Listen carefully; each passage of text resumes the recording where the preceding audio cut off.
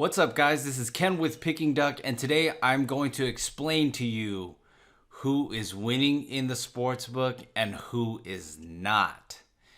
And this is kind of secret information, but it's only secret because most sports bettors don't actually know, and they think the ones who are actually winning are your guys like Vegas Dave or anybody they see on Instagram. They think those are the true winners. And before I started working with the real winners, I also thought those were the true winners, until I really saw what was going on. So I'm about to break that down for you, who is the true winner and how it really all works together.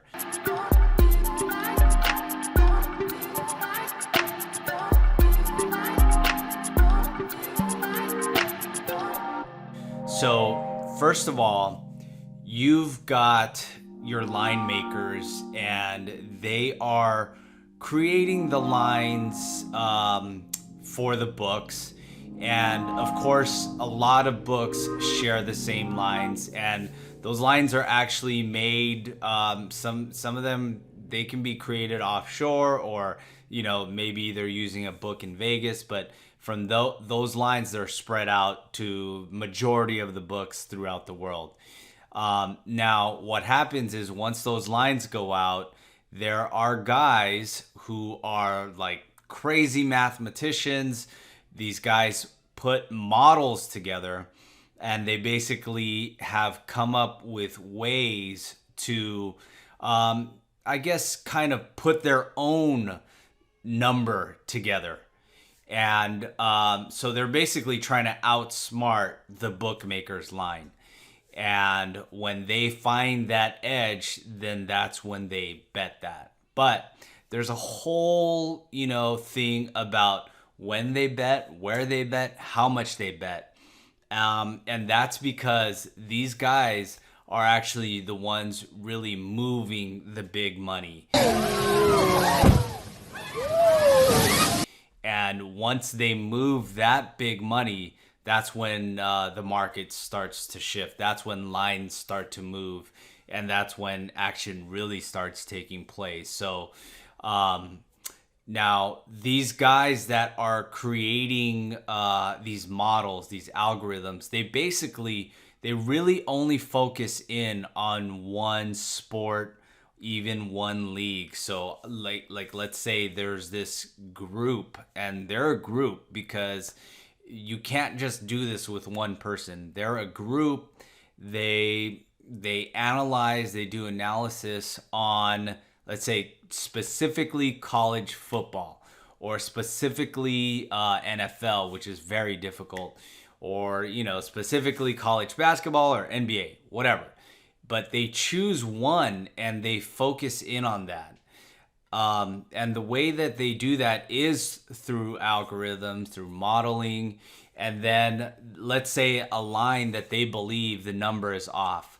So that's when all of a sudden you put together all your outs, and they have these outs already, and your outs are basically where you place bets. And because they are so sharp in that sport, they're not allowed to basically throw big money down at one sports book. They'll never take that. So, when you guys see like people having tickets of 50,000, 100,000, $1 million tickets, they're not professionals. These guys like Mattress Mac, he's not a professional sports bettor. They're going to take $1 million bet from him just because it's not what he does. So, they'll take a high value bet from him because, hey, he can lose it, and they would love to take that. But once they know that you've got sharp action, no book wants to take your action. And so the way that they do that is they spread their money throughout so many books. So, if you can get down like 10,000, 5,000 in multiple places, even sometimes it's only 1,000, sometimes it's only $500. but they have so many people working together, and they call them betting partners.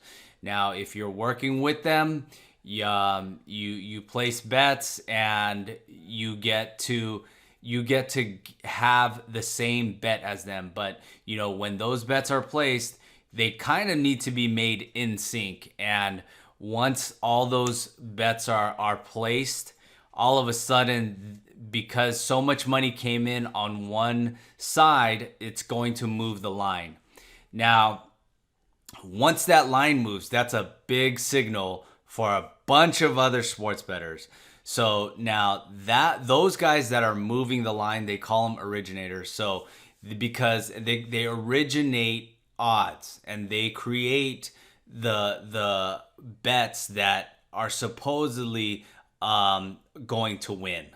And that's not based on this team is better than that team. They don't look at that kind of shit. They look at the numbers, and they do their modeling, their analysis. And if that number is wrong, if they believe that the book got that number wrong, then that's what they're going to fire on. So now let's say that once they fire that, the line starts moving. Now you've got your next level bettors who are chasing steam. Now, there are tools out there that help you chase that steam. And, it's kind of the next level, and you can actually make a lot of money doing this same thing by following where these groups are betting on. And, in order for you to chase that steam, you really got to be on top of it. And so it's the same thing. When you're chasing steam, you're probably just as sharp as those guys, because basically you're following those guys. And so it's very important that you fire off at close to the same time as you can, and as well as having as many amount of bets as they did, because that's the only way to really get enough money in to basically win as professional sports bettors. So now all those guys, those are professional sports betting. Those are professional sports betting operations. Right there, did I mention anything about them selling picks, selling handicapping service? No, because that's not what they do. Why? If they sold that information that they got, they're not going to get the same lines that is going to help them win. So that is why they're not selling that. And, so now let's take a look at that next step. In that next step, from the originators to the steam chasers, your steam chasers, do they want to sell that information, or they have, do they believe that's proprietary as well, what they're doing? If they sold it, if they sold you what pick to take, then they're also shooting themselves in the foot, because all of a sudden they sell it to all their followers or whoever, and all of a sudden that line changes.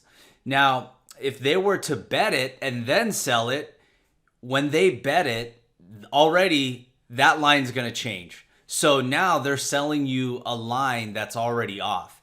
And right there, once they sell you that line that's off, yeah, they can still sell it. But is it going to be a good line? Is it going to be a winner? Who knows now?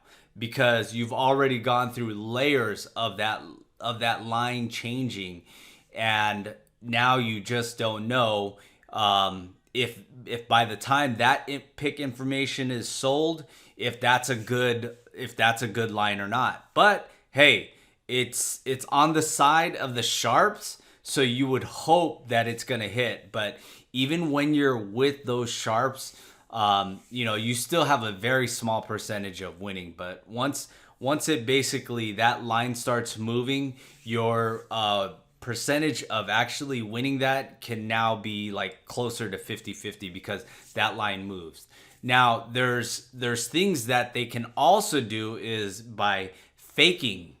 And what they do is they'll basically, if you have the large money, you're betting the opposite side, the line starts moving in one direction, and all of a sudden they back bet it on the other side so that they can get a number that they actually like even more. And so that's other ways that they do that. So, now we were talking about the originators, the steam chasers, and then the handicappers, the touts. They're kind of in the industry, so they kind of know that, that they're in the industry, so they kind of know what's going on. So they follow that. So now it comes down to the recreational bettor that knows nothing about what the hell is going on. They have no tools to their disposal to say, oh, this line is moving. They use free tools, free things. They look at Twitter like, oh, so-and-so has just bet 18 million on, or whatever, 100,000 on this team. And then they think, oh, that guy's a sharp bettor, he knows. And so they'll follow that kind of thing. And so, by the time recreational bettors get information or whatever, it's very not that valuable. And so that's why it's actually very hard for a recreational bettor to really make real money to turn into a professional bettor. And so if you're really trying to turn into a professional bettor, you need tools. You need knowledge, you need math, you need computers, you need a team, you need people with you. If you don't got all of that, you're going to remain a recreational bettor. You're going to keep playing. It's going to be for fun. But, the other thing is you're going to remain a recreational bettor if you're not playing smart. You got to have some discipline. You can work your way to a professional bettor as long as you have discipline, you're learning over those years to get to that point. But if you're only continually playing parlays and just doing all those fun things, then just consider yourself a recreational bettor. Have fun with it. Don't try and make all this money, so that's basically, how professional sports bettors actually win. That's how you really make money. You got to work your way to getting those better odds. That's it, So if you're in the books today, good luck.